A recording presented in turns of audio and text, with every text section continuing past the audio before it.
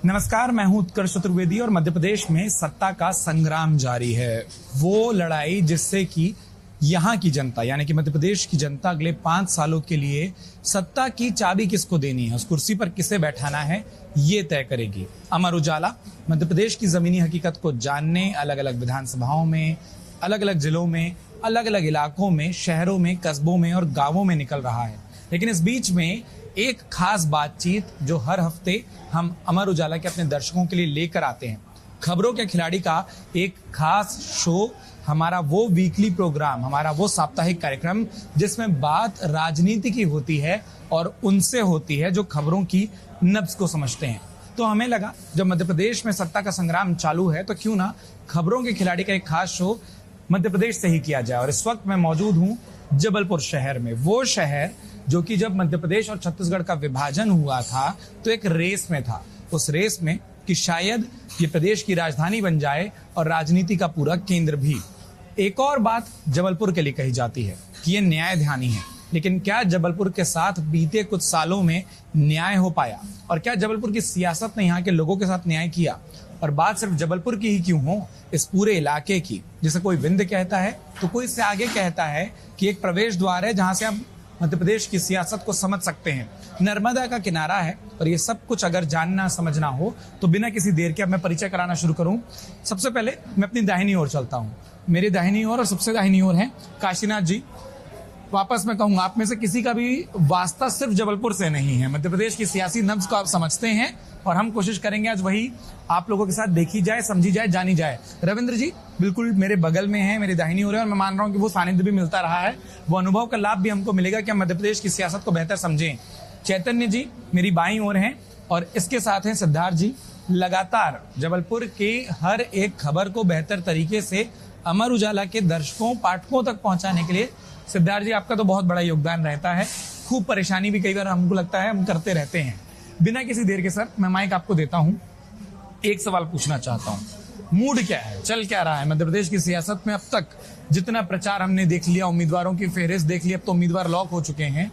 क्या मूड, क्या मुद्दे बनते दिखाई दे रहे हैं और सबसे बड़ी बात, मुद्दा क्या बनता दिखाई दे रहा है?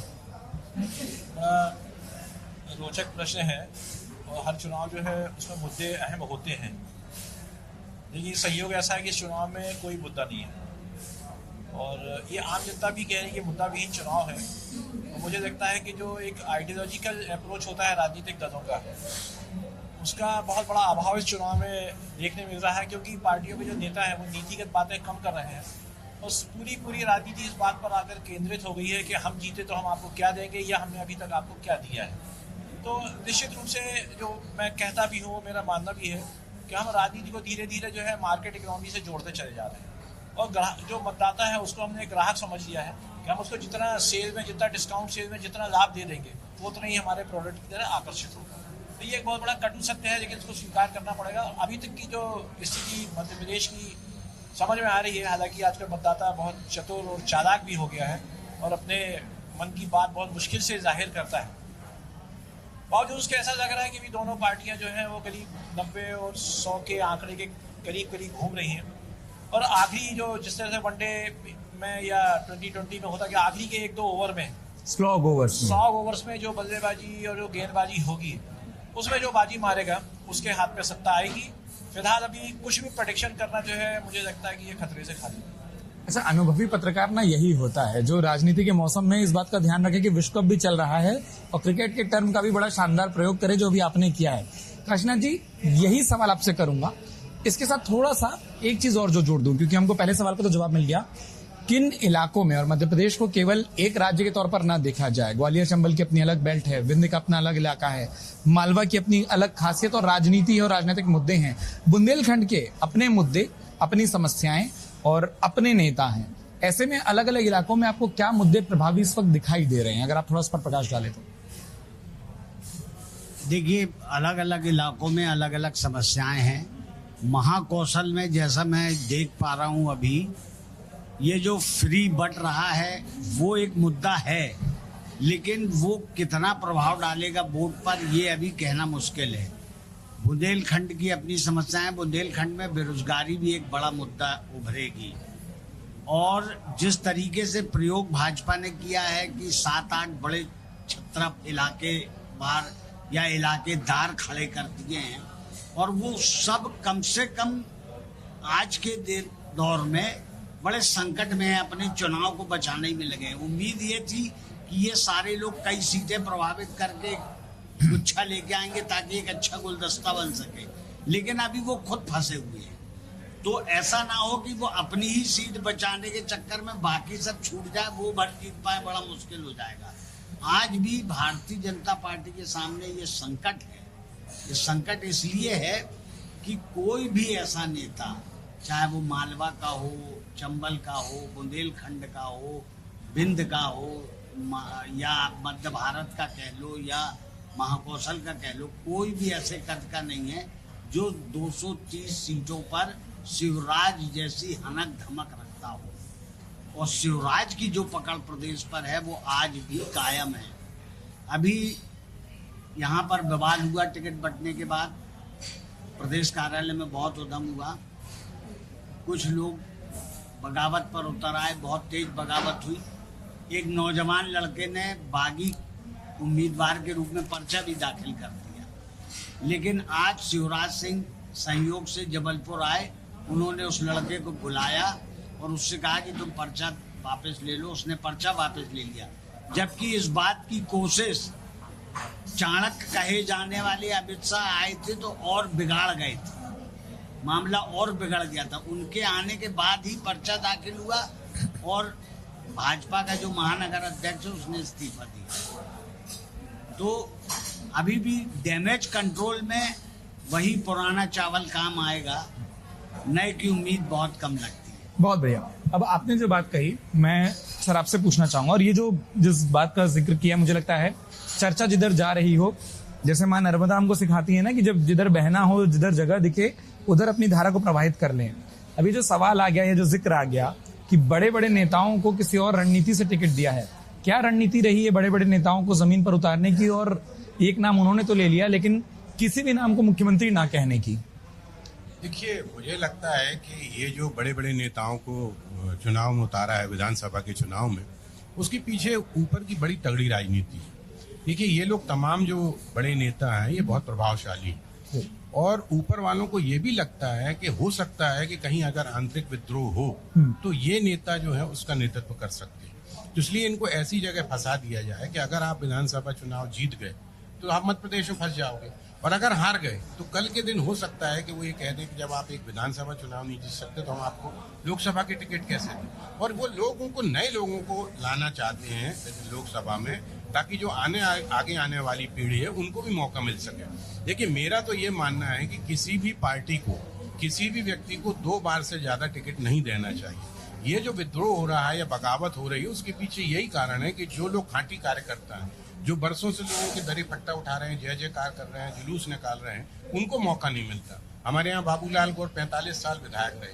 अब जो बच्चा उनके सामने 45 पैदा हुआ होगा, वो 45 साल तक से दरी पट्टा उठाता रहे। तो ये एक जो प्रॉब्लम है, उसके कारण आप देखिए कि विद्रोह हो रहा है, क्योंकि कार्यकर्ताओं को लगता है कि हमारा मौका कभी आ नहीं पा रहा। क्योंकि अब जैसे हमारे जबलपुर में ही सांसद हैं, 4 बार के सांसद हैं, मतलब 20 साल से उनका जो प्रभाव है वो यहाँ पे चल रहा है, 20 साल से राजयोग है उनका। अब ऐसी स्थिति में कोई दूसरा नेता कैसे खड़ा हो पाएगा, ये एक बहुत बड़ा सवाल होता है। तो मुझे लगता है कि दूसरा ये भी कारण है कि कुछ जगह ऐसे प्रत्याशी थे जो बहुत मजबूत माने जाते हैं कांग्रेस के, उनके अगेंस्ट में आपको एक मजबूत चेहरा देना बहुत जरूरी था। जैसे जबलपुर में भी आप देखें कि वित्त मंत्री, पूर्व वित्त मंत्री तरुण भानोट, जो पश्चिम विधानसभा से उम्मीदवार हैं, वो एक बहुत मजबूत चेहरा था। और चूंकि पिछले 10 सालों से वो विधायक हैं, इसलिए जाहिर सी बात है कि विधानसभा में उनका प्रभाव होगा, और उन्होंने काम भी किया। तो उनके मुकाबले में किस व्यक्ति को खड़ा किया जाए, ये पार्टी के सामने बड़ा संकट था। और यही कारण था कि एक तो वहाँ फेरिस्त बहुत लंबी थी, 10-12 लोग उम्मीदवार थे, इसलिए ऐसे व्यक्ति को वहाँ पे उतारा गया, सांसद को, जो उनको टक्कर दे सकते हैं। इसी तरह से आप प्रहलाद पटेल जी को देख लें, या उदय जो आपके गाडरवारा से खड़े हैं उनको देख लें, या रीति पाठक को देख लें। इन तमाम लोगों को इसलिए उतारा गया है ताकि वो अपनी सीट तो बचा सकें और आसपास की सीटों पे भी प्रभाव डाल सकें। और मुझे लगता है कि इसमें सबसे ज्यादा अगर कोई प्रभावशाली दिख रहा है तो वो प्रहलाद सिंह पटेल है, जो लगातार इधर से उधर जा जाके सभाएं कर रहे हैं, लोगों को मोटिवेट कर रहे हैं भारतीय जनता पार्टी के प्रति। लेकिन बाकी जो लोग हैं वो अपनी विधानसभा में इसलिए फंसे कि उनको लगता है कि ऐसा ना हो कि हमारी विधानसभा हमारे हाथ से चली जाए। अच्छा, ये हम लोगों के लिए खासतौर पर जो खबरों में होते हैं उनके लिए तो वो हेडलाइन बनाने का भी मौका होगा ना कि बड़ा नेता जीता तो आसपास कितना असर डाला, और अगर बड़ा नेता हारा तो वो अपने आप में एक खबर है। आपसे सिद्धार्थ जी एक चीज जानना चाहूंगा, जमीन पर हम रहते हैं, दिन भर हम मुद्दों की बात करते हैं, जमीन पर मुद्दे सच में हैं या जो जिक्र आया था कि एक मार्केट लग गया है, कि हाल ये हो गया है कि किसकी लिस्ट कितनी बड़ी है घोषणा पत्र में वादों की, उस पर ज्यादा चुनाव हो रहा है और जमीनी मुद्दे उन चुनावों से भटक रहे हैं क्योंकि वो फ्री बेस वाली तरफ ज्यादा जा रहा है चुनाव। इस बार देखा जाए या इसके पहले चुनाव में भी देखा जाए तो 20% प्रत्याशी ऐसे हैं जो बीजेपी की मानसिकता वाले थे पर उनको कांग्रेस में शामिल हो गए, और जो कांग्रेस की मानसिकता वाले थे वो बीजेपी या अदर पार्टी में शामिल हो गए। तो यहाँ पे विचारधारा तो खत्म हो गई है। जो भाई साहब ने कहा कि जितना अगर आप सेल में जा रहे हैं और जितनी चीजें आपको मिल लेंगी फ्री ऑफ कॉस्ट, उसका आप कितना यूज कर सकते हैं, वोटर भी यही समझ रहा है कि आजकल सिर्फ ये कांग्रेस ने भी वही घोषणा की कि हम आपको इतने बेनिफिट देंगे, बीजेपी में दी। इस बार मुद्दों में कोई चुनाव नहीं है। और रही बात शिवराज सिंह जी की, उनके खिलाफ कोई अल्टी कंबेंसी नहीं दिख रही, पर जो अदर्स पार्टीज के लोग आ गए हैं और जो इन लोगों के खाटी कार्यकर्ता थे वो अपने आप को उपेक्षित समझ रहे हैं, जिसके कारण उनमें नाराजगी है बीजेपी में। इसलिए बीजेपी को अपने हैवीवेट कैंडिडेट उतारना पड़े कि वो नाराजगी को संभाल सकें। ठीक है, अब आप जो बोल रहे हैं मुझे लगता है इस बात को मैं आपके पास वापस ले जाता हूं, और आप लोगों में से अब जिसको बीच में मन हो किसी भी विषय पर अपनी बात जोड़ने का बता दीजिएगा, क्योंकि मैं चाहता कि पहले एक सबका कमेंट आ जाए और किसी भी राय पर सहमति असहमति हो तो वो भी बताइए। हम बड़े लोकतांत्रिक तरीके से इस बात को आगे बढ़ाना चाहते हैं। जो उन्होंने कहा कि उम्मीदवारों की बड़ी गड़बड़ है, और ये जमीन पर भी सर हमने देखा, एक जिक्र आ गया जिसका सर ने भी जिक्र किया काशीनाथ जी ने, कि हमने जबलपुर में एक तस्वीर देखी, हर एक लिस्ट के बाद वो चाहे भारतीय जनता पार्टी हो चाहे कांग्रेस हो वो दिखाई दी थी। और फिर वो जो सबसे बड़ी बात सिद्धार्थ जी ने भी कही है कि भाजपा का उम्मीदवार था कुछ महीने पहले, अब कांग्रेस में आ गया, वो कांग्रेस का उम्मीदवार हो गया, कांग्रेस में नेता शामिल था वो भारतीय जनता पार्टी की लिस्ट में उसका नाम है, अब दोनों से टिकट नहीं मिला तो वो किसी तीसरे दल में चले गए। उम्मीदवारों पर जो चुनाव हो रहा है वो किस पार्टी के पक्ष में विपक्ष में पार्टियों को फायदा नुकसान में मुद्दों की बात होती है वो गौण हो गई है, अवसर चाहिए। देखिए, मैंने आपसे कहा कि मैं फिर उसी मूल बात पे आऊँगा कि हमने जब मार्केट इकोनॉमी से अपनी राजनीति को जोड़ा तो बात वही, अगर एक प्लेयर परफॉर्म नहीं करता है, अब हमें ना कला के लिए प्रदर्शन नहीं करते हैं, हम जीतने के लिए करते हैं, और जीतने के लिए इसमें करते हैं कि जीत में पैसा बहुत है। आज की राजनीति इस बात पर है कि बड़े से बड़े पॉलिटिशियन या बड़े से बड़ी पार्टियां भी इस बात को सोचती हैं कि कैंडिडेट जीतने लायक है कि नहीं, फिर चाहे उसकी कास्ट हो, चाहे उसका साधन संबंधता हो, या वो बाहुबली है, जो भी है। अगर ये नहीं होता तो देश में बाहुबली और जो गुंडे बदमाश जेल में रहते हुए चुनाव जीत जाते हैं, उनको टिकट क्यों दी जाती है जबकि सब जानते हैं कि मर्डर केस में बंद है, फिर बाद में हम एफिडेविट अखबारों में छपवाते हैं, वो एक मजाक है। मेरा कहना है ये कि बीजेपी या कांग्रेस दोनों ने उम्मीदवार चयन करते हुए आज से क्या देखा जाता है, ये सर्वे एजेंसी क्या, हम लोग मीडिया को भी मैं इस बात के लिए दोष देता हूँ कि हम जातिवाद के खिलाफ बात करते हैं। जब हम खुद रिपोर्ट छापते हैं, लिखते हैं यहाँ इतने गुर्जर हैं, यहाँ इतने ब्राह्मण, इसको वोट मिलेंगे, तो जब हम खुद ही उसको प्रमोट कर रहे हैं, तो हमने जो एक नया विजन दिया समाज को, यार जाति आधार पर एक हो जाओ तो आपका दबाव बन जाएगा, तो हमने जो नए प्रेशर ग्रुप्स बनाए हैं इनका असर धीरे धीरे राजनीति पर हो रहा है। और राजनीति पर इस तरह से हो रहा है कि बड़े बड़े, आपने भी शुरू में हम चर्चा कर रहे थे मुरैना के माननीय रुस्तम सिंह जी, जो जबलपुर में एसपी रहे, हम सब लोगों की बड़ी अच्छी मित्रता है। वो जीवन भर एक पुलिस अधिकारी रहे, एडीजी रैंक से गए, रिटायर हो गए, उसके बाद राजनीति में आ गए, मिनिस्टर बन गए, एक बार चुनाव हारे तो पिछड़ा वर्ग आयोग के अध्यक्ष उनको बनाया गया, फिर पिछला चुनाव हारे, फिर मिनिस्टर बने। आज की डेट में राजनीति छोड़ दी। अब उन्होंने क्या कहा कि मेरे साथ बड़ा वो हुआ, अब वो गुर्जर 10 जाटव वोट के आधार पर अपने लड़के को प्रोजेक्ट कर रहे हैं। अब उनके, ठीक है, रुस्तम सिंह जी अनुभवी व्यक्ति, प्रशासनिक अनुभव, बहुत अच्छे, मतलब पुलिस ऑफिसर, बड़े अच्छे से करते, लेकिन उनके लड़के को किस आधार पर प्रोजेक्ट कर रहे हैं कि मेरे साथ दुर्व्यवहार हो गया। हर राजनीति में सब जगह ये नहीं देखा जा रहा। अब हम मेरिट्स पे नहीं जा रहे हैं। आप अगर यहाँ पर आए हैं तो आपका संस्थान ये देख रहा है कि आप वहाँ गए तो आपने उसका रिजल्ट अच्छा दिया कि नहीं, अगर नहीं दिया तो आप नाकाबिल हैं। शिवराज सिंह चौहान हो या भूपेश बघेल हो या और भी कोई हो, आप चुनाव जिता सकते हैं तो आप काम के हैं, नहीं तो आपकी कोई काबिलियत नहीं। वो जमाने चले गए कि आचार्य कृपलानी को लोग कहीं से निर्दलीय चुनवा के संसद में जाते थे कि इनके बिना संसद सुनी रहेगी।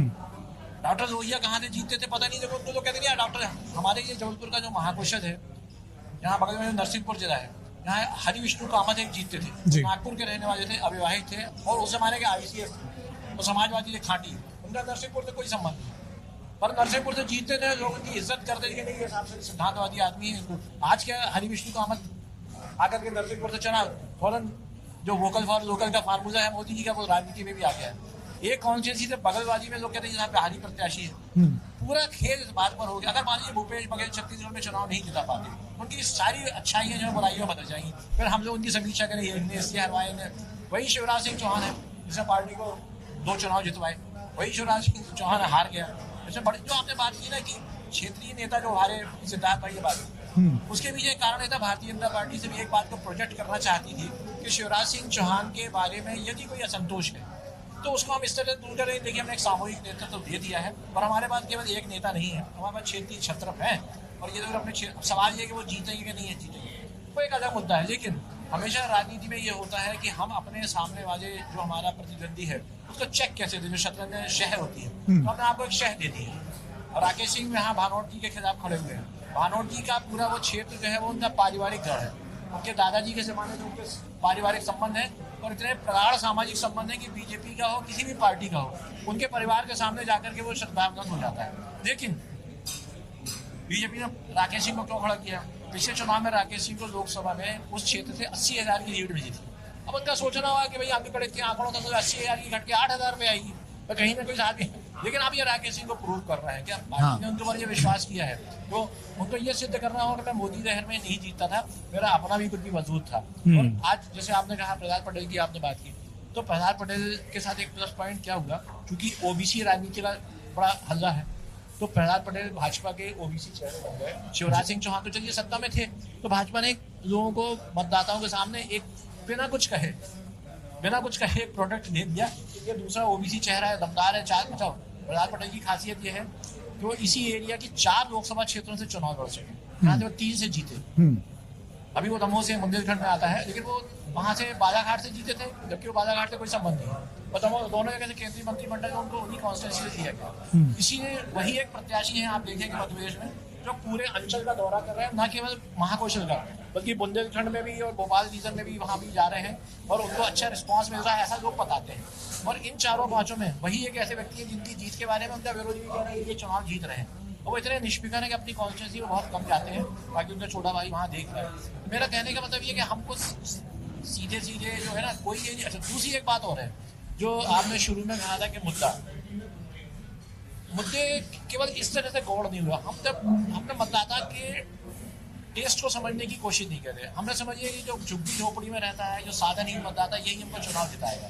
और समाज में एक पढ़ा लिखा वर्ग भी है जो देश के बारे में, समाज के बारे में, अर्थव्यवस्था का सोचता है। मैं कई बार इन लोगों से कहता हूँ मुझे बताओ किस पार्टी ने हमको ये कहा है, या कोई नेता कहता है कि हम चुनाव जीते तो हम आपको इतनी सड़कें बनवा के देंगे, हम इतने आवासीय क्षेत्र विकसित करेंगे, हम ये तो कह रहे हैं कि हम आपको झुग्गी झोपड़ी का पट्टा दे देंगे, और हम आपको ये नहीं कह रहे कि बहुत अच्छी कॉलोनी बना के देंगे जिसमें गरीब आदमी भी अच्छी रिहाइश से रह सके।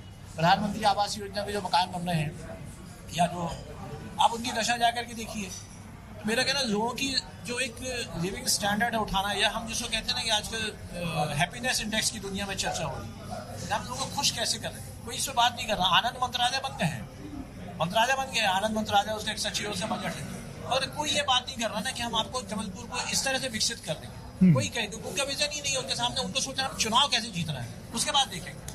अब एक जो बात मुझे लग रहा है, एक तरफ जो एंगल निकल कर आ रहा है, जो बातचीत एक तरफ जा रही है, मुझे थोड़ा सा लगता है कि सर उस पर सवाल पूछने चाहिए।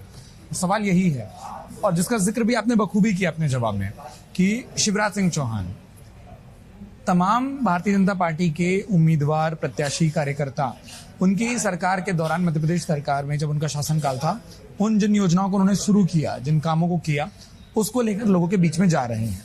फिर शिवराज सिंह चौहान के नाम को लेकर लोगों के बीच में जाने में क्या दिक्कत रही? देखिए, शिवराज सिंह को जिस तरीके से माइनस किया गया, या शिवराज सिंह के बारे में ये कहा गया कि अब शिवराज सिंह का चेहरा नहीं चलेगा, उसके पीछे भारतीय जनता पार्टी की अंदरूनी राजनीति है। क्योंकि वो धीरे धीरे इतना बड़ा कद होते जा रहे हैं कि कुछ दिल्ली में बैठे लोग ये सोचते हैं कि ये तो बिल्कुल बराबरी पे आता चला जा रहा है। जिस तरह का डर योगी आदित्यनाथ से है, ठीक उसी तरह का डर शिवराज सिंह से भी पनपने लगा है। और इसी बात को लेके शिवराज सिंह के खिलाफ एक हवा बनाई गई। लेकिन आज भी पब्लिक के बीच में सर्वाधिक लोकप्रिय अगर कोई नेता है तो वो शिवराज सिंह चौहान ही है। दूसरा चेहरा प्रहलाद पटेल छात्र राजनीति से आए हैं, हम लोग साथ में छात्र राजनीति में रहे तो हम ज़्यादा जानते हैं।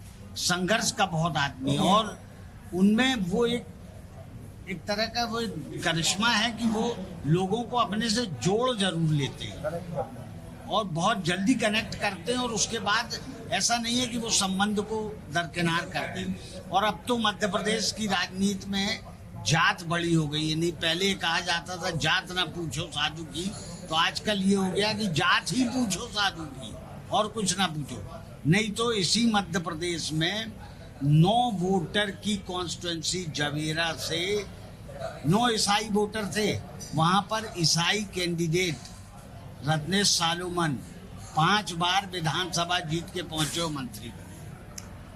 बढ़िया। अब मुझे लग रहा है कि हमने थोड़ा सा ना, जो अभी तक हमारी जो चर्चा गई है या जो बातचीत गई है वो एक पक्ष में ज्यादा गई है। और सर, मैं आपके पास अगर आऊँ, जो चीज मैं पूछना चाह रहा हूँ वो ये कि अब तक की बातचीत में भारतीय जनता पार्टी की अंदरूनी राजनीति, शिवराज सिंह चौहान, वो मुद्दे, या आपने भी उन उम्मीदवारों की बात की कि वो जो बड़े नेता लड़ेंगे तो वो क्या है।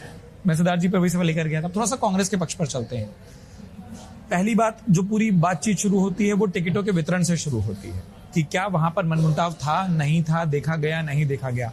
दूसरा, कांग्रेस में ऐसा नहीं कि गुट नहीं है तो किसकी चली किसकी नहीं चली।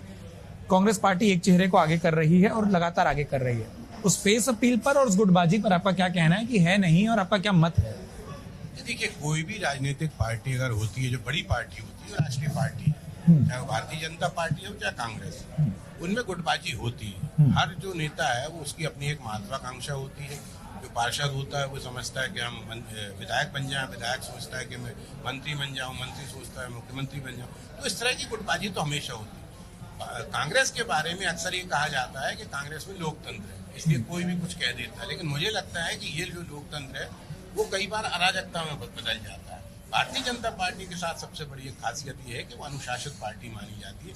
लेकिन इस बार के चुनाव में जिस तरह का रुख देखने मिला है, विरोध की तस्वीर अपने आप में बहुत ही आश्चर्यजनक है और शर्मनाक भी है भारतीय जनता पार्टी के लिए। और निश्चित रूप से इस पे हाईकमान ने संज्ञान भी लिया होगा और लेना भी चाहिए, क्योंकि अगर एक बार आपकी अनुशासन की अगर डोर टूट जाएगी तो फिर भारतीय जनता पार्टी की हालत भी कांग्रेस जैसी हो जाएगी। कांग्रेस में जहां तक सवाल है, मुझे लगता है मध्य प्रदेश में वन मैन शो है, वो है कमलनाथ। लेकिन कमलनाथ के साथ दिक्कत एक सबसे बड़ी है कि वो कई बार ऐसे बयान देते हैं जो उनकी गले की फांस बन जाता है।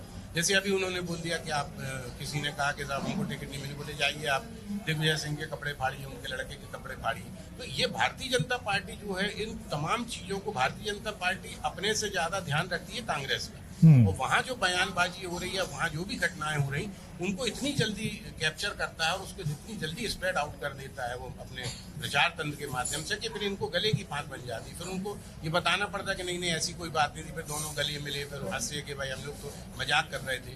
तो ये जो इसके कमलनाथ के संग एक सबसे बड़ा प्रॉब्लम है। देखिए, केंद्र की राजनीति करना और एक डिपार्टमेंट को संभालना बहुत अलग बात है, और आपके प्रदेश की राजनीति करना ये बहुत अलग बात है। हमेशा उन्होंने सेंट्रल की राजनीति की है, लेकिन प्रदेश में जिस तरह से गुटबाजी को आपको इकट्ठा करना पड़ता है, तमाम लोगों को अपने साथ लेके चलना पड़ता है, वो जो एक खासियत है वो मुझे लगता है कि दिग्विजय सिंह है, क्योंकि वो बहुत वर्षों तक यहीं रहे हैं और एक एक कार्यकर्ताओं को अच्छी तरह से जानते हैं। इनके साथ तो ये भी कहा जाता था कि वो जब मुख्यमंत्री थे तो मंत्रियों से कहते थे चलो चलो चलो चलो। तो इस तरह के बहुत से मिथ उनके बारे में चलते रहते हैं। लेकिन आज की तारीख में हाईकमान का जो विश्वास है वो सिर्फ कमलनाथ पे है और उसके साथ साथ दिग्विजय सिंह पे है। पहले तीनों जो छत्र थे, सिंधिया जी थे, लेकिन अब वो चूंकि भारतीय जनता पार्टी में चले गए तो इसलिए ऐसा कोई बड़ा नेता मुझे लगता नहीं कांग्रेस में है। तो कांग्रेस को थोड़ा सा अपने प्रचार तंत्र पर भी ध्यान देना होगा, क्योंकि प्रचार से जो भी आप बात कर रहे थे कि जो इलेक्टोरेट वोट होता है, जो वर्तमान में अभी पहली बार आ रहा है, माहौल को देख के वोट मिलता है, तो उसका फायदा निश्चित तौर पर भारतीय जनता पार्टी को मिलता है, क्योंकि उनका संगठन चुनाव लड़ता है। मुझे लगता है कि जबलपुर में हमको कहीं से ये नहीं दिखाई दे रहा कि कांग्रेस का कोई संगठन चुनाव लड़ रहा हो। हर व्यक्ति अपनी इंडिविजुअल कैपेसिटी पे चुनाव लड़ रहा है, और उसका कितना फायदा होगा ये तो अब कोई न ज्योतिषी बता सकता है, न राजनेता बता सकता है, ये सब बता सकता है मतदाता। और मतदाता के मन में क्या है ये कोई नहीं। ठीक बात है। ये मतदाता के मन में क्या है ये तो कोई नहीं जानता, लेकिन परिणामों के बाद एक चीज जो मैं जानना चाहता हूं आपसे वो ये कि लोग कह रहे हैं कि मध्य प्रदेश में अगर सरकार बनानी है तो 230 की विधानसभा में 116 की नहीं बनानी है, 136 की बनानी होगी। ऐसा क्यों कहा जा रहा है?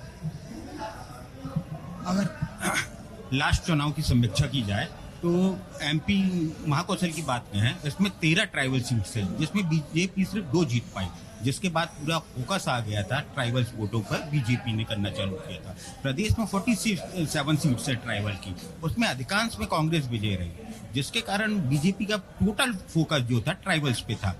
इसलिए कहा जा रहा है क्योंकि इतने लोगों को आप लोगों ने दल बदल के टिकट दी है, उनकी कोई मानसिकता तो है नहीं, विचारधारा तो नहीं है, वो सिर्फ सत्ता के चक्कर में यहाँ से वहाँ जा रहे हैं। तो ये भी पॉसिबल है कि सत्ता अगर कुछ फिगर्स आगे पीछे रहते हैं तो वो तोड़ सकती है एक दूसरे की पार्टी, एक दूसरे नेताओं को।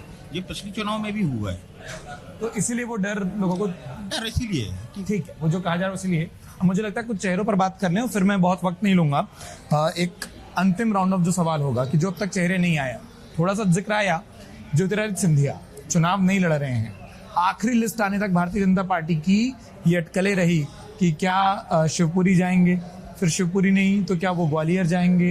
हालांकि अंतिम समय तक जो बात होती है वो शिवपुरी की हो रही थी, क्योंकि वो एक लिस्ट थी, वो एक विधानसभा सीट थी जो बची हुई थी कि क्या यशोधरा राजे की जगह ज्योतिरादित्य सिंधिया को चुनावी मैदान में उतारा जाएगा। और अब ये साफ है कि ज्योतिरादित्य सिंधिया विधानसभा चुनाव नहीं लड़ रहे हैं। भारतीय जनता पार्टी के बाकी तमाम बड़े नेताओं की तरह ज्योतिरादित्य सिंधिया का फैक्टर, उनका नाम और उनका जो एक प्रभाव है जमीन पर कितना दिखता है नहीं दिखता है, और उसका उस सवाल को पूछने का 2 कारण है। एक तो उनके चुनाव लड़ने पर बहुत चर्चाएं हुई, दूसरा ज्योतिरादित्य सिंधिया उन चेहरे में से एक थे जिन्होंने पिछले 5 साल में अगर मध्य प्रदेश की सत्ता 2 बार बदली तो उसका एक कारक वो भी रहे। देखिए, ज्योतिरादित्य सिंधिया के साथ जो सबसे बड़ा एक उनका सकारात्मक पक्ष है वो उनका सिंधिया नाम है, अन्यथा तो एक साधारण व्यक्ति है। राजशाही का वो दौर तब खत्म हो गया। जो मैं संयोग से ग्वालियर से मेरा संबंध, मेरा जन्म ग्वालियर में हुआ है, मैं वहाँ के सिंधिया वंश के बारे में काफ़ी जानकारी है।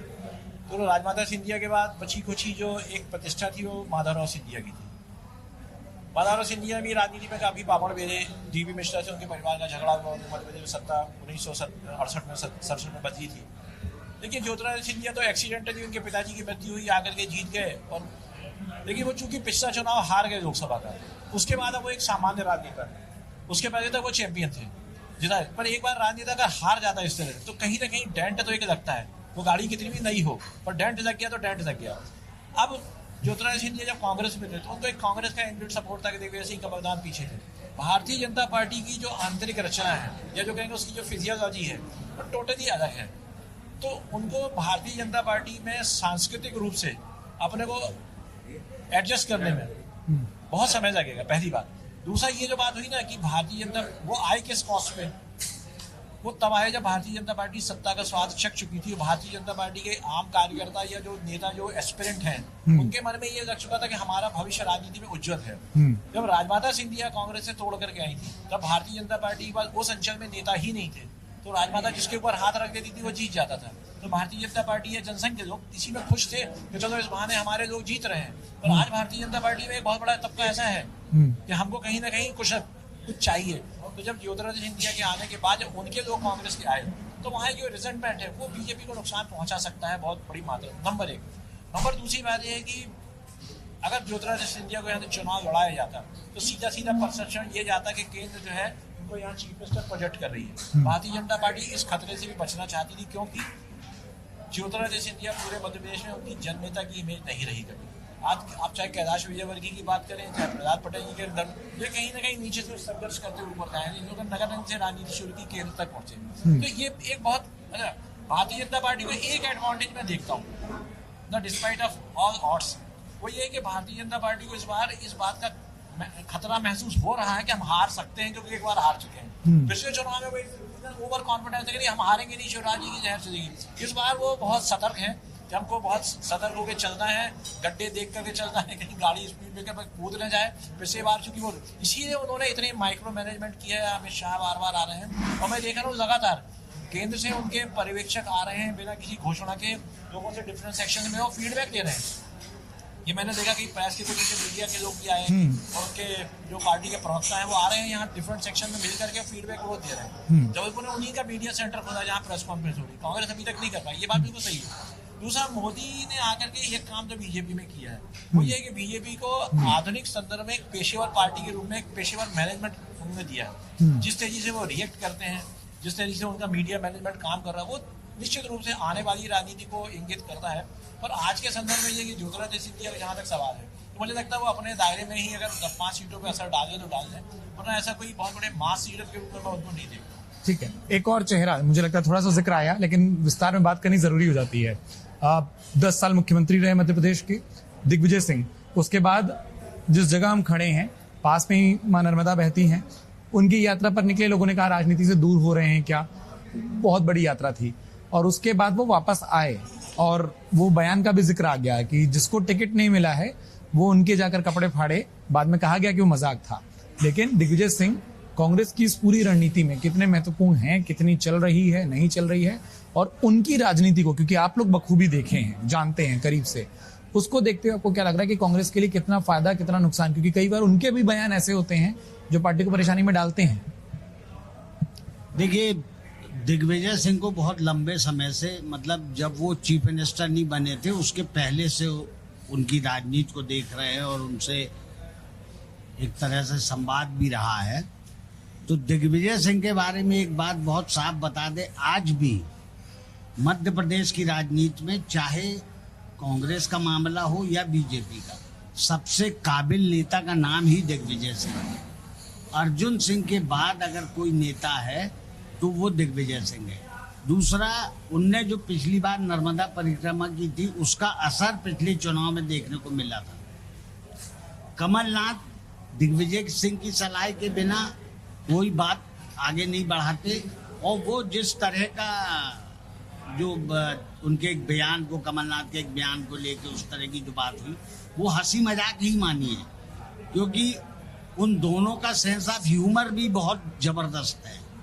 दूसरी बात, ये आज मैं मतलब आपसे कहना चाहता हूँ बड़े साफ शब्दों में कि जिस तरह से राहुल की इमेज को डैमेज किया गया, उसी तरह से मध्य प्रदेश में दिग्विजय सिंह की इमेज को डैमेज करने के लिए बकायदा एक कैंपेन चलाया गया। आप किसी से पूछ लीजिए कि 10 वो कारण बताइए कि जिसमें दिग्विजय सिंह वो हुए और उन परिस्थितियों में क्या परिस्थिति थी, तो आदमी के पास जवाब नहीं होता है। लेकिन दिग्विजय सिंह खराब है, ये एक बात जी। आज भी दिग्विजय सिंह की कांग्रेस में ज्यादा चलेगी। और अभी बात चल रही थी सिंधिया जी की, सिंधिया जी इस पूरे मध्य प्रदेश के लिए कोई फेस नहीं, और सीएम ना बने तो प्रदेश का ही भला हो। ठीक है, एक चीज जहां पर मैं आना चाहता हूँ, ये आखिरी सवाल जो मैं आपसे करना चाहता हूँ वो ये कि ये जो पूरा का पूरा चुनाव है, क्या ये लोकल लीडरशिप लड़ रही है, क्या ये उम्मीदवार लड़ रहा है, या जिसका जिक्र आया जैसे जबलपुर के मीडिया सेंटर का जिक्र आया, उस फीडबैक सिस्टम का जिक्र आया, या ये चुनाव दिल्ली से लड़ा जा रहा है? दोनों ही पार्टियों की बात क्यों ना हो, टिकटों के लिए मीटिंग होती रही, कांग्रेस में कहा जाता रहा कि भाई कितना इंतजार होगा, कितना इंतजार होगा, फाइनली लिस्ट जब आई तो कांग्रेस ने बाजी मारी सबसे पहले सारे उम्मीदवारों के मामले में। तो क्या ये दिल्ली से चलने वाला चुनाव है, या यहाँ से मैसेज दिल्ली जा रहा है और वहां से अप्रूवल के बाद यहाँ आ रहा है, या चुनाव यहीं से हो रहा है, सिर्फ घोषणाएं दिल्ली से हो रही है?